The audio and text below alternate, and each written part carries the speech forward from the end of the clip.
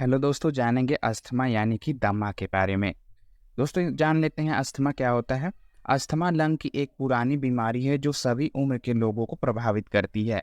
यह वायु मार्ग में सूजन और मांसपेशियों की जकड़न के कारण होता है, जिससे सांस लेने में कठिनाइयां होने लगती है। लक्षणों में खांसी, घरघराहट, सांस लेने में तकलीफ और सीने में जकड़न शामिल हो सकते हैं। ये लक्षण हल्के या गंभीर भी हो सकते हैं और समय के साथ आ सकते हैं और जा सकते हैं। यानी कि अस्थमा का अटैक्स कभी आ भी सकता है, कभी रुक भी सकता है, यानी कि इसका अटैक्स आते रहते हैं। Hello friends, welcome back to our channel usual health. दोस्तों आज की वीडियो में हम अस्थमा के बारे में कंप्लीट जानकारी जानेंगे, जैसे कि अस्थमा के क्या कारण होते हैं, क्या लक्षण देखने को मिलते हैं, क्या इसका इलाज होता है, किन किन व्यक्तियों में होने का खतरा होता है, क्या क्या कॉम्प्लिकेशंस आते हैं और इसके क्या डायग्नोसिस, क्या जांचें कराई जाती हैं। आइए दोस्तों बिना देरी किए शुरू करते हैं आज का वीडियो और जान लेते हैं अस्थमा होने का क्या कारण होता है। अस्थमा होने का जो कारण होता है उसमें दो फैक्टर्स होते हैं, एक इन्वायरमेंटल फैक्टर होता है, एक एटमॉस्फेरिक पोल्यूशन होता है और भी एक फैक्टर्स होता है जिसके बारे में आगे आपको बताएंगे। इसमें जो इन्वायरमेंटल फैक्टर होता है उसमें change in temperature, mostly cold air. इसमें क्या होता है कि जो इन्वायरमेंट में चेंजेस आते हैं, जिससे कि कोल्ड एयर यानी कि ठंडियों के मौसम में, सर्दियों के मौसम में चेंजेस, ह्यूमिडिटी, ड्राई एयर्स के संपर्क में आने से। अब इसमें एटमॉस्फेरिक पॉल्यूशन जो होता है उसमें क्या होता है, इसमें सिगरेट की वजह से होना है, इंडस्ट्रियल स्मोक हो सकता है, ओजोन हो सकता है, सल्फ्यूरो डाइऑक्साइड्स हो सकते हैं, फॉर्मेल्डिहाइड हो सकते हैं। तो ये कुछ केमिकल्स होते हैं, इनके वजह से अस्थमा आ सकता है। इसके अलावा एलर्जेंस इनहेलेशन की वजह से हो सकता है, यानी कि एलर्जी के कारण हो सकता है। इसमें आपका food treated with sulphate, beer, wine etcetera, इन सारी चीज़ों से एलर्जी हो, इससे हो सकता है। स्ट्रॉन्ग ऑर्डर ऑफ परफ्यूम, बहुत ज़्यादा सुगंधित परफ्यूम का यूज़ कर रहे हैं, इस कारण से भी हो सकता है। और स्ट्रेस इमोशन से भी हो सकता है। इसमें कुछ दवाइयाँ भी होती हैं जिनके उपयोग के कारण भी अस्थमा अटैक्स आते हैं, जिसमें कि एनसेड्स आते हैं जो कि non steroidal anti inflammatory drugs होते हैं। इस ड्रग्स के कारण हो सकते हैं और साथ में बीटा ब्लॉकर्स जो होते हैं उसके कारण भी हो सकते हैं। तो ये जो आपने देखा अब तक, ये सारे कारण थे, इन सारे कारणों की वजह से अस्थमा के अटैक्स आते हैं। आइए दोस्तों अब बढ़ लेते हैं इसके लक्षण की तरफ और जान लेते हैं कि इसमें क्या लक्षण देखने को मिलते हैं। इसमें जो शुरुआती लक्षण देखने को मिलते हैं उसमें जो होता है कि पेशेंट को व्हीजिंग साउंड सुनाई देता है, यानी कि घड़घड़ाहट की आवाज़ें आती हैं। कफ कफ जो होता है, यानी कि जो खांसी चलती है वो पूरे रात खांसी चलती है और सुबह मॉर्निंग तक ही चलती है। इसके अलावा चेस्ट टाइटनेस, यानी कि सीने में भारीपन सा रहना, शॉर्टनेस ऑफ ब्रीथ, सांस लेने में कठिनाइयाँ हो सकती हैं, prolong expiration, A low level of oxygen in blood. तो क्या होता है कि इसमें ब्लड में जो होता है कि ऑक्सीजन का लेवल कम होने लगता है।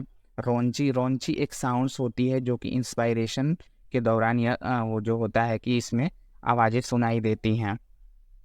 इसके अलावा अटैक्स ऑफ अस्थमा में भी few minutes and few hours.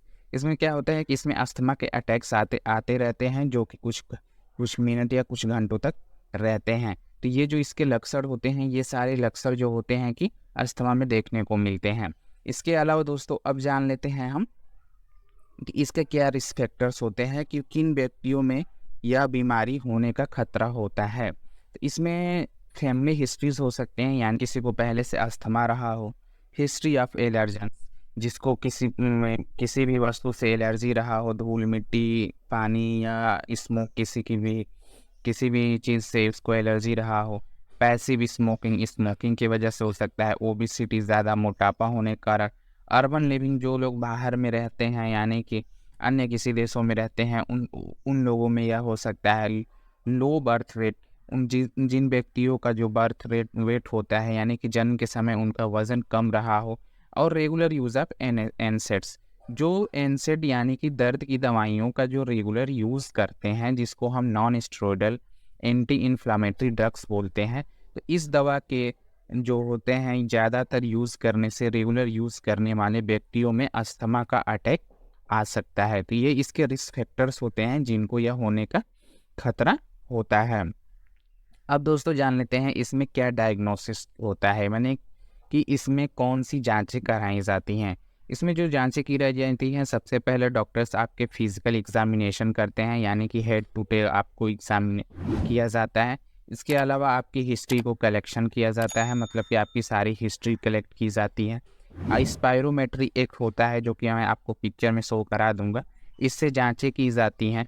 इसके अलावा ABG कराया जाता है, जिसको आर्टीरियल ब्लड गैस एनालिसिस कहते हैं, जिसमें हाइपोक्सेमिया उसमें होता है, यानी कि ब्लड में जो होता है कि ऑक्सीजन लेवल कम होता है।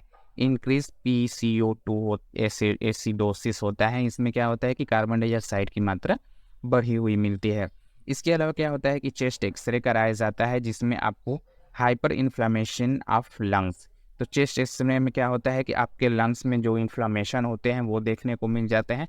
और ऑस्कुलेशन ऑफ ब्रीथ साउंड, और ऑस्कुलेशन किया जाता है जिसको कि आप उसको स्टेथोस्कोप से उसका ऑस्कुलेशन करते हैं, जिसमें आपको व्हीजिंग साउंड सुनाई देता है। तो ये सारे इसके जांचें होते हैं जिससे कंफर्म होता है कि आपको अस्थमा हुआ है।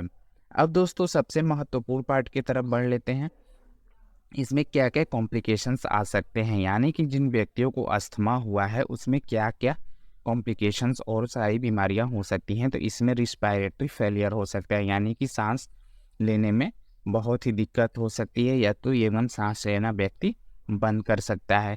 निमोनिया हो सकता है, उसको कार्डियक अरेस्ट आ सकते हैं, स्टेटस एस्थमेटिक्स हो सकते हैं, कोलैप्स ऑफ ए लंग और पार्ट ऑफ ए लंग्स। इसमें क्या होता है कि लंग्स कोलैप्स हो सकते हैं, या तो किसी लंग्स का कोई एक पार्ट कोलैप्स हो सकता है, या तो पूरा लंग्स कोलैप्स हो सकते हैं। तो ये इसके सारे कॉम्प्लिकेशन होते हैं जो कि बहुत ही घातक हो सकते हैं पेशेंट के लिए, तो इसलिए समय से आप इलाज कराएं। अब दोस्तों इलाज की बात आ गई हो तो हम आपको इसके बारे में ट्रीटमेंट भी बताते हैं। तो इसमें जो ट्रीटमेंट दी जाती है डॉक्टर को, वैसे आप यहाँ बताए गए दवा का प्रयोग खुद से ना करें, क्योंकि वीडियो देख के दवा का प्रयोग नहीं करना चाहिए, दवाओं के साइड इफेक्ट घातक हो सकते हैं। यहाँ सिर्फ मेडिकल स्टूडेंट्स और आपकी जानकारी के लिए दवाइयाँ बताई जाती हैं। इसमें जो दवाइयाँ दी जाती हैं उसमें ब्रोंकोडाइलेटर्स देते हैं, जैसे कि साल्ब्यूटामोल, फॉर्मेटोरोल दिया जाता है, ज़ैंथिन डेरिवेटिव दे सकते हैं जिसमें कि थियोफाइलिन दे सकते हैं, एंटीकोलिनर्जिक दवाइयाँ दी जाती हैं जिसमें इप्राट्रोपियम देते हैं, कॉर्टिकोस्टेरॉइड्स दिया जाता है जैसे मिथाइल प्रेडनिसोलोन हो सकता है, ल्यूकोट्रिन रिसेप्टर एंटागोनिस्ट देते हैं, माउंटेल्यूकास्ट दिया जाता है, और मस्ट सेल स्टेबलाइजर्स देते हैं जिसमें क्रोमोलिन सोडियम्स होते हैं। ये जो सारी दवाइयाँ होती हैं ये अस्थमा के पेशेंट में दिया जाता है। तो दोस्तों दवा खुद से प्रयोग नहीं करना चाहिए, क्योंकि डॉक्टर आपका पूरा एग्जामिनेशन करने के बाद आपके कौन सी दवा देनी चाहिए उसके बाद ही आपको दवा लिखते हैं। तो दोस्तों ये रही आपको पूरी अस्थमा के बारे में कंप्लीट जानकारी। वीडियो अच्छी लगी है तो वीडियो को लाइक शेयर सब्सक्राइब सब कुछ करें। दोस्तों एक रिक्वेस्ट है, आप में से 90% लोग वीडियो देखते हैं लेकिन सब्सक्राइब नहीं करते। चैनल को जाके अभी सब्सक्राइब करिए, बेल आइकन को प्रेस करिए जिससे कि आने वाले वीडियो के नोटिफिकेशन सबसे पहले आपको मिले और आपकी जानकारी इम्प्रूव हो सके।